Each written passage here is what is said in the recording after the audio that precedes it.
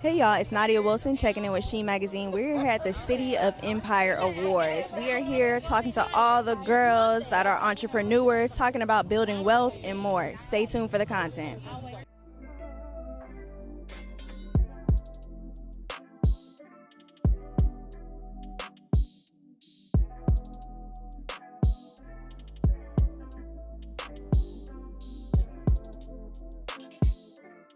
I was always investing in something. I always knew I was an entrepreneur and always a business mind, and I was a hustler, but I had to separate being a hustler and right, and knowing the difference. Because hustlers like that fast money and entrepreneurs we build systems.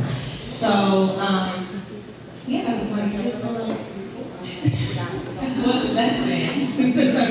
No, I just talked about it in my question. But yeah, the lesson was just don't spend money on something because it's a business.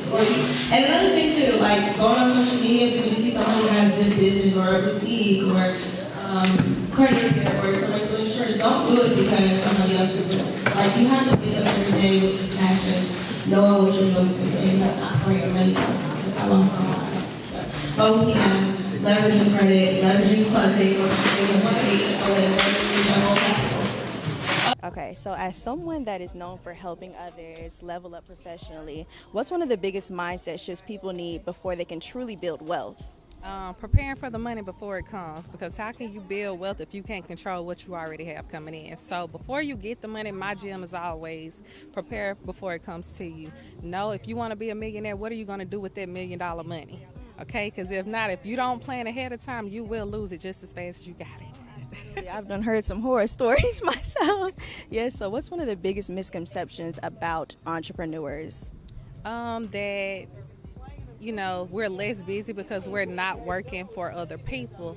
I found that I work even more now that I am self-employed. So you still work hard. A lot of people feel like you don't work as hard. Now, over time, yes, you probably will work a little bit less and you're more in control of your time, but we still work hard all the time. Where I kind of stepped into the entrepreneurial role myself, and I realized that too. I'm like, I'm working so much harder than I had to when I was under somebody. So it's so crazy that people, feel that way. So last question, what has been the most challenging leadership lesson you've learned as a CEO? I would say separating business from personal. We make these relationships, we make these connections, but ultimately at some point they have to still remember that this is still a business and you have to respect the business and follow the business. I know I said last question, but I want to know what you want individuals to look forward to the most when it comes to just your awards and then the company, everything all above. I'm not the only millionaire in my company. I'm creating other millionaires. So tonight we will give out awards for 6- and 7-figure tax bosses. Excited for you. Congratulations again. Thank you. All right, hostess with the mostest. You look good today. Yes, I know this even is all about entrepreneurship, wealth, Black women, empowerment, all of the above. So with that being said, what's one thing you're manifesting for yourself before the end of 2026? Oh, you know what? Branding. Actually establishing my brand in a more upscale way.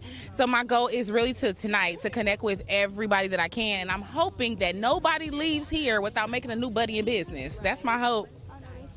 Speaking to the CEO of the event, we were talking about how entrepreneurs sometimes work 10 times harder than others. Yes. Now, from somebody that, you have your own business going on, talk to me a little bit about that from your standpoint.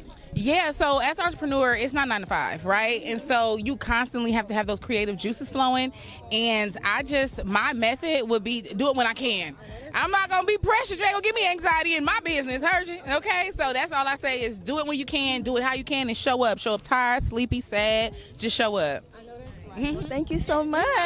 Shout out to She Magazine. All right, so you built a successful business with music, and then you were talking about your ebook. So how do you balance being the face of your brand while also running the business behind it? Girl, God, my biggest support system, which is my husband, and just my motivation for doing it all, which is my son.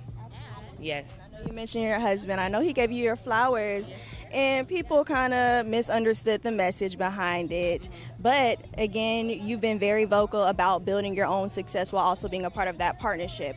What do you think people misunderstand about balancing independence with having a supportive partner? I don't know what people misunderstand. I think that people just kind of gotta look in the mirror and just focus on what they need to fix about themselves so that their mind can be able to expand. You know, I feel like as a community, I feel like we're always just more harped on like the negativity instead of being able to just think big, beyond, and just positive more so, you know. So I would really tell people to also be optimistic as well too about your dreams. Sometimes you got to be delusional about your dreams, but sometimes like that's what gets you there, you know, because you might shock yourself too. So yeah.